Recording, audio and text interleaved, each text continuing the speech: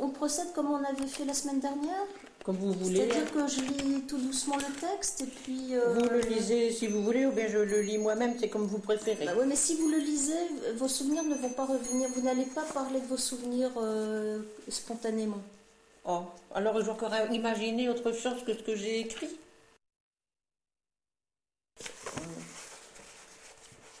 Oui, là c'est votre écriture. C'est dans l'ordre? Oui, Oh. 2, 3, 4. De toute façon, si 4. c'est pas dans l'ordre, vous allez me le dire. Hein.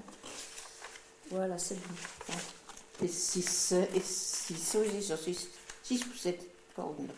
Il y en a encore 10.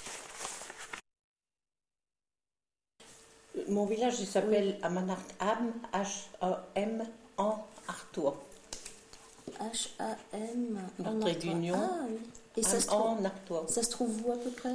Près de Lillers, Berguet, Isberg, je n'ai pas beaucoup connu hein, cette région-là. Et il y avait à peu près combien d'habitants? Au village? À l'époque, 700. Ah oui, c'est tout. Il y en a peut-être 800 maintenant, 850. C'est tout petit, oui, mais c'est beau. Et vous étiez très isolé Non, non.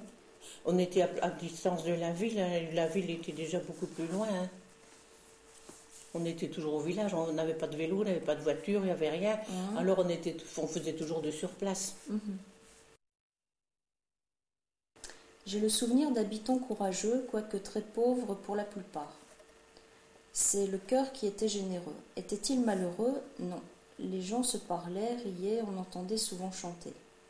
Vous m'aviez raconté justement à ce propos que les gens étaient tellement pauvres qu'ils n'avaient rien à manger et que votre mère donnait de temps en temps, vous vous rappelez? Il y en a quelques personnes qui n'avaient rien à manger, c'était pas la majorité. Il y avait peut-être 2-3 personnes qui étaient très jeunes, j'ai connu. Il y en avait peut-être plus, je ne sais pas. Moi j'ai connu les personnes de mon environnement tout juste là. Mais ma grand-mère, elle leur donnait à manger, oui. De temps en temps, quand ils passaient par là, mais qu'on allait lui leur porter le dimanche. Et qu'est-ce qu'elle leur donnait? Vous m'aviez dit des tranches de pain qu'on emballait dans du papier journal qu'on avait chez ma marraine à côté. Eux, ils avaient les moyens d'acheter le journal. Alors, elle nous le passait et on emballait les tartines dans le papier journal. Et vous m'aviez parlé de lard? Et du lard, une autre, c'était, on lui donnait, quand elle venait, elle disait, ma grand-mère, hein, Adéline, t'as pas une petite trinquée de lard? Les gens parlaient pas toi. Il est beau mon chat, hein. Oui, ben, bien tombé que tu t'amènes maintenant, on n'a pas besoin de toi.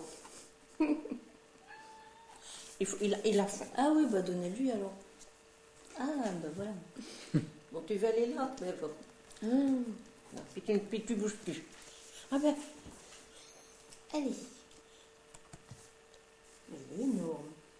Il est beau, hein. Je suis sûre qu'il pèse, il doit peser au moins 6 ou 7 kilos. Ah oui, moi. Si je vous gêne, vous le mettez par terre. Non, ça va. Oh, voilà. il est lourd.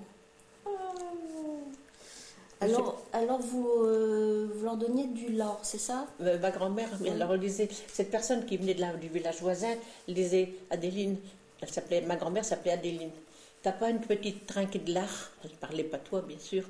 Alors ma grand-mère, elle venait, cette personne, quand ma mère n'était pas là. Pourtant, ma mère ne se serait pas opposée, vous savez, oh ben non. Et alors, elle venait quand ma mère n'était pas là, et ma grand-mère, elle est dans le saloir, elle prenait une petite tranche de lard. T'as pas un petit œuf, Adéline? Un petit œuf, un œuf, un petit œuf, oui. Puis après, tu veux une prise? Qu'est-ce que c'est? Une prise qu'on mettait dans le nez, c'est le fond quand on coupe le tabac. Il tombe toujours des petites fines poussières de tabac. Alors les gens le mettaient dans leur nez. Vous n'avez pas connu ça? Ben, c'est ce que j'ai donné pour votre père. Dans le fond du sabot, il y avait des prises. Oui. Ben, c'était ça, les prises que les gens mettaient dans leur nez. C'était désagréable. Ma grand-mère, elle le prenait, mais ça ne lui disait rien du tout. Hein. Ça lui plaisait pas du tout. Et elle prisait quand même? Ben, elle le faisait quand même, elle faisait semblant. Et pourquoi elle faisait pour ne semblant? pas refuser. Ah oui. Ah oui, oui. Ah non, mais nous, non, ça va. Hein. Vous allez bien ici. Oh. Là, voilà. Et ça date de quelle période, ça, à peu près? Dans les années 30. Je vais lui donner à manger. Ah oui, quelquefois aussi, ma mère racontait des histoires. Elle était championne. Surtout, elle parlait surtout de la guerre de 14. Moi, ça m'intéressait beaucoup. Forcément, elle était sur le front, à 3 kilomètres du front. Alors, c'était des soldats anglais, des étrangers, des Marocains, des Indiens, tous. Alors, elle voyait comment est-ce que se pratiquait leur religion, tous ces gens-là. Alors, c'était un petit peu étonnant pour nous, hein. Alors, moi j'écoutais volontiers. Ma soeur, ça l'agaçait. Ma soeur, encore maintenant, elle n'aime pas hein, qu'on en parle. Et moi, j'aimais bien. Alors, j'ai écouté tous les jours. Ma mère elle parlait pas toi, mais enfin, elle racontait bien, si vous voulez. Et vous vous rappelez un peu de ce qu'elle racontait sur les religions, par exemple? Ah oui, Alors, ben, les Marocains, ils se prosternaient à genoux, ils mettaient la tête plus que par terre. Et Allah, il parlait de Allah, bien sûr. Hein. La religion, les Indiens, c'était différent. Je ne sais plus ce que c'était, mais enfin, ils avaient des pratiques un peu particulières pour certaines choses, oui. Par exemple, quand ils allaient aux toilettes, ils ne s'essuyaient pas avec un papier. Ils prenaient un petit pot ordinaire, tout ce qu'il y a de plus ordinaire, là, et puis ils mettaient de l'eau dedans, puis s'arrosaient comme ça. Et puis voilà. Mais alors, ils étaient malheureux, ces gens. Ils étaient malheureux, ils avaient froid. Oh, et ma grand-mère les défendait. Les officiers anglais, ils étaient brutaux avec eux. Oh oui, pas commode. Mais ma grand-mère, elle les défendait. Une fois, un officier, il avait fait, comment dirais-je, il avait fait lier un homme au roue de la charrette pour le frapper. Alors ma grand-mère s'est interposée. Mais il vous a volé, il a volé des pommes de terre. Il n'a pas volé de pommes de terre. Elle a menti, remarquez. Il n'a pas volé de pommes de terre. C'est parce qu'il avait faim, je lui ai donné des pommes de terre. Il peut manger toutes les pommes de terre qu'il veut. Ça ne vous regarde pas. Elle s'est mise en colère. Elle l'a mise dehors, il est parti. Elle l'a mis dehors, il est parti. Et une autre fois, c'est un jeune qui ne voulait pas se laver parce qu'il avait trop froid. Alors ils l'ont forcé à se laver au milieu de la cour. Alors ma grand-mère est intervenue, elle a dit « je vais m'en occuper ». Alors elle l'a fait rentrer chez elle, elle l'a mis dans une pièce où il faisait chaud, et puis elle s'est cherché un grand baquet, puis elle a dit « tu vas te placer là-dedans, t'as qu'à penser que je suis ta mère ». Et puis elle l'a lavé. Quand elle en a eu terminé, ce garçon s'est mis à genoux, il a embrassé le bas de sa robe. Ça, je me souviens.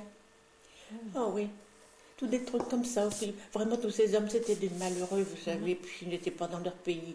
Ils ne connaissaient pas les us et coutumes de l'armée, ils ne connaissaient rien du tout. Et puis, alors voilà, ils prenaient toujours tout ce qui ne leur était pas... C'était pas permis je sais pas, de maltraiter des gens dans des conditions pareilles. Ils venaient de leur pays, vous pensez bien, jeter dans un autre pays du jour au lendemain, comment ça devait aller, hein. Enfin, c'est passé. Elle a fait tout ce qu'elle a pu pour les aider. C'est toujours ça. Ouais.